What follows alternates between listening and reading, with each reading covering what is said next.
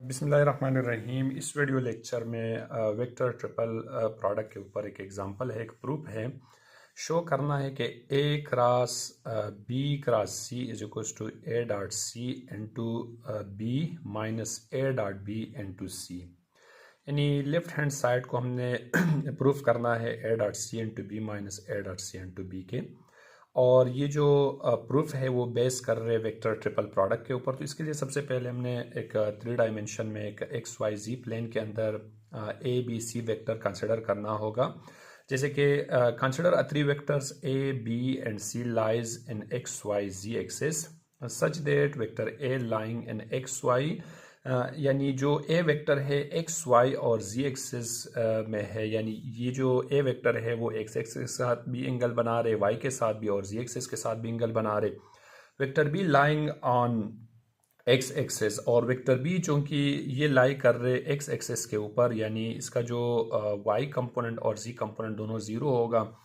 And x यानी ये जो vector C lies between the x y plane, और सी वेक्टर जो है ये यानी वाई और एक्स के बीच में लाई कर रहे, तो इसका हॉरिजॉन्टल कंपोनेंट भी होगा और इसका वर्टिकल कंपोनेंट भी होगा, यानी एक्स कंपोनेंट भी होगा और वाई कंपोनेंट भी होगा।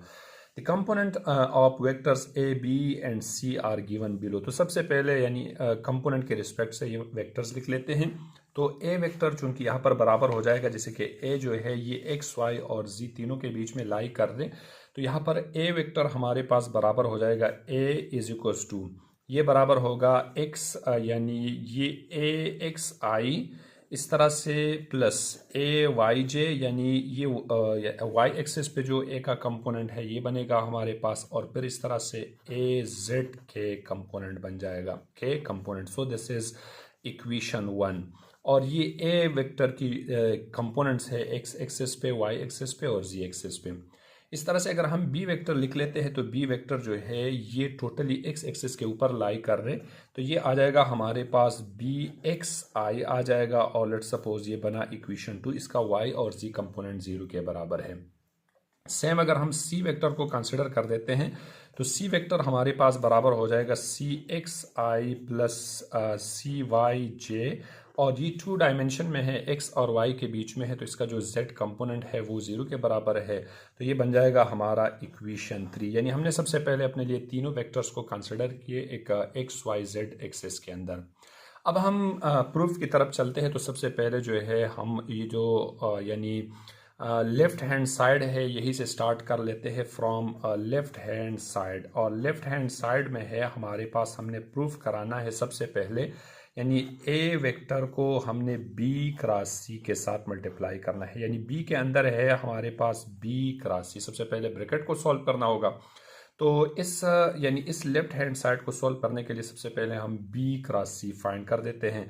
तो b क्रॉस सी को फाइंड करने के लिए हम जो है कि इसको डिटर्मिनेंट मेथड से फाइंड करेंगे। लेट्स सपोज यानी क्रॉस प्रोडक्ट है, तो यहाँ पर i j और k आ जाएगा इसी तरह से। तो अब यानी हमें वैल्यूज़ मालूम है, यानी b वेक्टर का जो x एक्सिस पे है i कंपोनेंट है वो bx है, इसी तरह से j कंपोनेंट भी इसका 0 है और k कंपोनेंट भी 0 है। अगर हम c वेक्टर है लेट्स सपोज, तो c वेक्टर की भी 2 कंपोनेंट्स हैं, यानी यहाँ पर आ जाएगा cx और यहाँ पर आ जाएगा cy, और जो j कंपोनेंट है इसका यानी k यानी ये वाला कंपोनेंट इसका 0 के इक्वल है। तो अब हमने मालूम करना है b क्रॉस सी। तो b क्रॉस सी को फाइंड करने के लिए हम ऐसा कर देते हैं। तो b क्रॉस सी यहाँ पर बराबर हो जाएगा b cross C is equals to, ये आ जाएगा i n2। अब हमने i को फाइंड करने के लिए इस वाले कॉलम और इस वाले रो को यानी हमने इन दोनों को मल्टीप्लाई करना होगा। तो ये 0 0 के साथ मल्टीप्लाई हो जाएगा, और माइनस इस तरह से 0 cy के साथ मल्टीप्लाई होकर 0 आ जाएगा, माइनस j। तो माइनस जे में इस वाले कॉलम और इस वाले रो को हटा के, यानी बी एक्स को 0 के साथ और 0 को cy के साथ, तो इसका भी आंसर हमारे पास 0 माइनस 0 आ जाएगा। और इस तरह से प्लस के अगर इसको हमने मल्टीप्लाई करना है तो ये वाला कॉलम और रो को हटा के, तो बी एक्स सी वाई के साथ मल्टीप्लाई हो जाएगा और सी 0 सी एक्स के साथ मल्टीप्लाई हो जाएगा, यानी ये आ जाएगा हमारे पास बी एक्स सी वाई, और 0 जब सी एक्स के साथ मल्टीप्लाई हो जाएगा तो 0 आ जाएगा। इस तरह से यानी बी क्रॉस सी से जो हमारा आंसर बना, यानी बी क्रॉस सी का सोल्यूशन आया B cross C is equals to, इसका सोल्यूशन आया हमारा यानी यानी दोनों को जब हमने मल्टीप्लाई किया तो 0 आई, इस तरह से -0 j, और k का जो सोल्यूशन हमारा बना बी एक्स और सी वाई के आंसर बना। तो बी क्रॉस सी को हम लिख सकते हैं B cross C is equals to यानी बी एक्स और सी वाई के लिख सकते हैं। लेट्स सपोज ये बना, सो दिस इज इक्वेशन 4। अब हमने मालूम करना है बी क्रॉस सी का प्रोडक्ट, यानी बी क्रॉस सी का प्रोडक्ट हमने ए के साथ फाइंड करना है। तो फर्दर हमारा ये जो क्वेश्चन है ये आ जाएगा ए क्रॉस इनटू बी क्रॉस सी।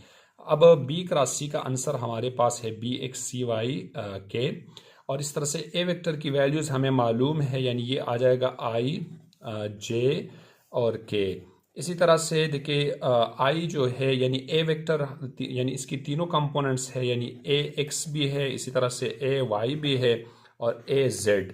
और इस तरह से अगर हम बी क्रॉस सी जो है यानी इसकी सिर्फ के कंपोनेंट है, हमारे पास जी कंपोनेंट है, तो इसलिए आई ज़ीरो आ जाएगा और ये भी हमारे पास ज़ीरो आ जाएगा, और इसी तरह से के की जगह पर यानी बी एक्स और सी वाई आ जाएगा। अब हमने मालूम करना है आई जे के की वैल्यू, तो ए क्रॉस इनटू बी क्रॉस सी बराबर हो जाएगा, जैसे कि अगर हम इन दोनों के प्रोडक्ट मालूम करते हैं तो आई मालूम करने के लिए यानी यहाँ पर ये वाला कॉलम और ये वाला रो को हटाना होगा, यानी A Y B x C Y के साथ मल्टीप्लाई होगा और ए जेड ज़ीरो के साथ मल्टीप्लाई होगा। तो ये आ जाएगा हमारे पास ए Y B x C Y और -0 आ जाएगा। -j जो है हमारे पास आ जाएगा, यानी इस वाले रो और इस वाले कॉलम और इस वाले रो को हटाना होगा। तो ए x B x C Y के साथ मल्टीप्लाई होगा, ए एक्स बी एक्स और सी वाई के साथ मल्टीप्लाई होगा, और इस तरह से ये जो ए जेड है वो ज़ीरो के साथ मल्टीप्लाई होगा। अब के को फाइंड करने के लिए हमारे पास आ जाएगा यानी प्लस के। तो के में हमने यानी इस वाले यानी यहाँ से ये वाला रो और ये वाला कॉलम हटाना होगा, तो ये ए एक्स ज़ीरो के साथ मल्टीप्लाई ए वाई ज़ीरो के साथ, तो ये 0 -0 आ जाएगा। यानी रीअरेंज करके हमारे पास ये जो इक्वेशन बनेगा A cross B cross C is equals to, इसका सोल्यूशन बन जाएगा हमारे पास यानी A Y B x C Y I unit vector, और इसी तरह से ये बन जाएगा हमारे पास यानी minus A x B x और सी वाई जे आ जाएगा। तो लेट्स सपोज ये बना इक्वेशन 5, और इक्वेशन 5 जो है हमारा जो लेफ्ट हैंड साइड है वो लेफ्ट हैंड साइड का सोल्यूशन बना, यानी लेफ्ट हैंड साइड जो है ये बराबर हो गया A Y B x C Y I unit vector minus A x B x C Y J unit vector, ये जो कि लेफ्ट हैंड साइड का सोल्यूशन बना। अब राइट हैंड साइड में है हमारे पास, अगर हम राइट हैंड साइड कंसिडर कर देते हैं तो फ्रॉम राइट हैंड साइड, तो राइट हैंड साइड में जो कि राइट हैंड साइड में है यानी हमने सबसे पहले जो है ए और सी का प्रोडक्ट लेना होगा, यानी ए डॉट सी। इसी तरह से इन दोनों के साथ यानी हमने जो कि बी वेक्टर को मल्टीप्लाई करना होगा, और फिर इससे हमने माइनस करना होगा ए डॉट बी, और यानी इसका जो प्रोडक्ट है सी के साथ, यानी इसको हमने यानी A dot C into B से हमने माइनस करना होगा ए डॉट बी इंटू सी।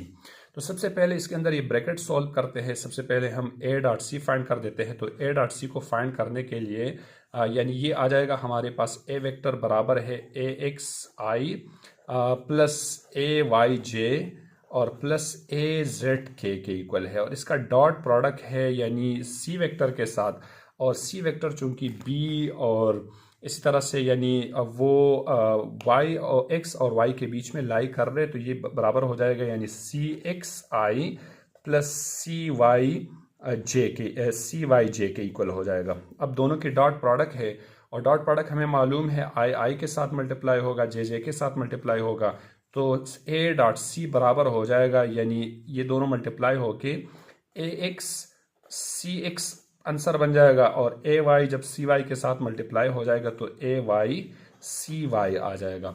और इस तरह से के नहीं है तो के वाला टर्म को हम इग्नोर करेंगे यहाँ पर। अब ए डॉट सी का प्रोडक्ट है, यानी इसके साथ हमने मल्टीप्लाई करना है। जैसे कि यहाँ पर अगर हम गौर कर ले, इसके साथ बी वेक्टर मल्टीप्लाई करना है, तो ये आ जाएगा हमारे पास A dot C into B.